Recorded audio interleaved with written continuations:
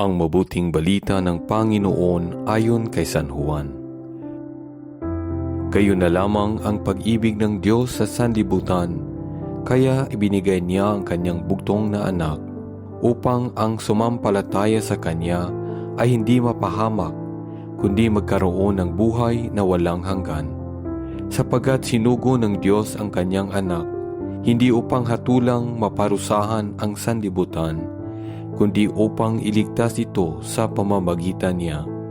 Hindi hinahatulang maparusahan ang nananampalataya sa bugtong na anak ng Diyos, ngunit hinatulan ng parusahan ang hindi nananampalataya sa Kanya. Ang mabuting balita ng Panginoon, pinupuri ka namin, Panginoong Hesukristo.